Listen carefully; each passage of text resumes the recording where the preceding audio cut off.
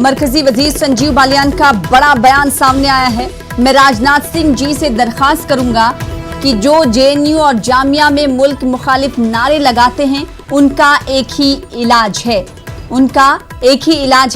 मरकजी वजीर संजीव बालियान ने कहा है। साथ ही साथ उन्होंने इलाज के तौर पर कहा है कि मगरबी उत्तर प्रदेश का वहां 10% रिजर्वेशन करवा दो, इलाज मुमकिन हो जाएगा। यानी जो जेएनयू के तलबा और जामिया के तलबा तालिबात जो एहतजाज कर रहे हैं, मुल्क मुखालिफ जो नारे लगाते हैं, मरकजी वजीर संजीव बालियान के मुताबिक उनका एक ही इलाज है। इलाज ये कि मगरबी उत्तर प्रदेश का यूनिवर्सिटीज में जेएनयू और जामिया में 10% रिजर्वेशन करवा दो, सबका इलाज कर देंगे, किसी की जरूरत नहीं पड़ेगी। हमारे साथ हमारे नुमाइंदे मेरठ से जुड़ रहे हैं तंजीर अंसार इस खबर पर मजीद बातचीत करने के लिए।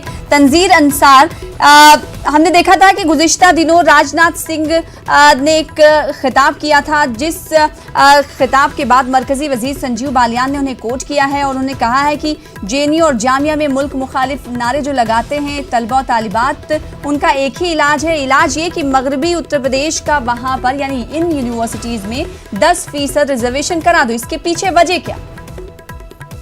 जी देखिए, जिस तरह से सीए को लेकर अब जन समाधान रैलियों का इनेकाद का सिलसिला शुरू हुआ है, कल आपने देखा कि कानपुर में जिस तरह से एग्रेसिव मोड में बिल्कुल सारे नेता जो है बीजेपी के एग्रेसिव मोड में है और उनको पता है कि उनका एजेंडा क्या है और उनका वोट बैंक क्या है, वो उसी हिसाब से बात करते हैं।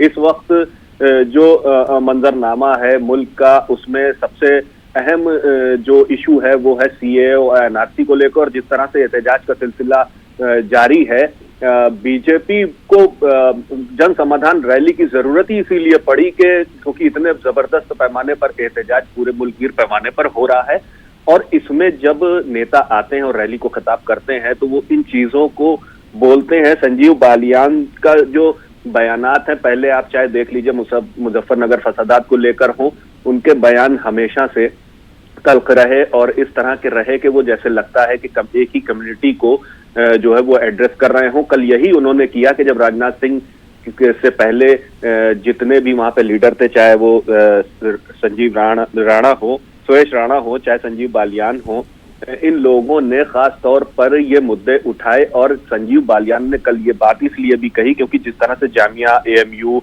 और जेएनयू में एहतजाज हुए और जिस तरह से वहां तशद्दुद के वाकयात पेश आए, उन्होंने साफ तौर पर यही कल समझाने की कोशिश की लोगों को कि मुस्लिम यूनिवर्सिटीज में जामिया हो चाहे अलीगढ़ हो, 16,000 वहां पे तालिबे इल्म पढ़ते हैं, लेकिन मेरठ जो यूनिवर्सिटीज है, वो कॉलेज है, वहां पे 30,000 यहाँ पे तालिबे इल्म है। अगर इनमें इनका 10% मगरबी उत्तर प्रदेश के 10% तालिबे इल्म का रिजर्वेशन एएमयू या जामिया में करा दिया जाए तो वो इनको ठीक कर देंगे। इसका मतलब कि किस तरह से वो एग्रेसिव मोड में है, चाहे वो एवीवीपी के कोई इशारे के तौर पर कह रहे हो, जिस तरह से उनकी झेली तंजीमें हैं, ये स्टूडेंट्स विंग्स हैं, और जिस तरह से पिछले दिनों में इन्होंने जो भी हंगामा जो है चाहे वो जेएनयू में किया है और उनके चेहरे सामने आए कि जिस तरह से नकाब पहन के, तो वो चीजें अब लीडर्स, बीजेपी लीडर्स की भी जबान से बाहर आ रही हैं कि अगर इनको सबक सिखाना है तो सिर्फ यही उनका इलाज है कि यहाँ जो बीजेपी सपोर्टर्स हैं, उनको तालिबे इल्म है यहाँ के, उनको इन कॉलेजेस में भेजा जाए और फिर वो उनको सबक सिखाएंगे। साफ तौर पर मतलब ये एग्रेशन जो आ रहा है, जिस तरह से ये बोला जा रहा है, तो कहीं ना कहीं एक कम्युनिटी को, एक स्टूडेंट्स की जो एक जमात है, उनको कहीं ना कहीं टारगेट करने की कोशिश की गई है। साथ ही उन यूनिवर्सिटीज को भी टारगेट करने की कोशिश की गई है जहां पर मुस्लिम तालिबे इल्म जो है 50% हैं या अक्सरियत में है, चाहे आप एएमयू की बात करिए या फिर जेएनयू जामिया की बात करिए। हालांकि वहां पे हिंदू मुस्लिम स्टूडेंट्स सब बराबर तादाद में वहां पे पढ़ते हैं, सभी धर्म के लोग वहां तालिबे इल्म पढ़ते हैं, लेकिन ये टारगेट किया गया खास तौर पर जामिया को और एएमयू का नाम लेकर तना। जी, और मुल्क भर में हम देख रहे हैं कि सीए और एनआरसी के खिलाफ लगातार एहतजाज हो रहे हैं और इस एहतजाज को देखते हुए बीजेपी के कई बड़े लीडर और वुज़रा इस तरह के मुतनाज़ा बयान देते रहे। इससे पहले भी मगरबी बंगाल की भारतीय जनता पार्टी यानी बीजेपी के सदर दिलीप घोष की जानिब से भी बड़ा बयान दिया गया था। उन्होंने एनआरसी के खिलाफ एहतजाज करने वालों को लाठी और गोली मारने तक की धमकी दी थी और अब संजीव बालियान का ये बयान हमारे सामने है। बेहद शुक्रिया तंजीर अंसार हमारे साथ जुड़ने के लिए, तफसील से बातचीत करने के लिए। फिलहाल आगे बढ़ेंगे एनपीआर और एनआरसी एक सिक्के के दो रुख हैं। इस काले कानून के खिलाफ हमें मुत्तहिद होकर जद्दोजहद करने की जरूरत है। इन तमाम ख्यालात का इजहार अपने दौरे तमिलनाडु के मौके पर एमआईएम सदर असदुद्दीन अवैसी ने किया। मदुराई में शहद तरमीमी कानून के खिलाफ मुनक्किदा एहतजाजी इजलास से खिताब के दौरान असदुद्दीन अवैसी ने मरकज की बीजेपी हुकूमत पर कड़ी तनकीद की। उन्होंने तमिलनाडु हुकूमत से इस काले कानून पर रोक लगाने की मांग की। असद अवैसी ने कहा कि मुल्क की आज़ादी के बाद से सबसे ज्यादा बेरोजगारी मोदी दौरे हुकूमत में रिकॉर्ड की गई है।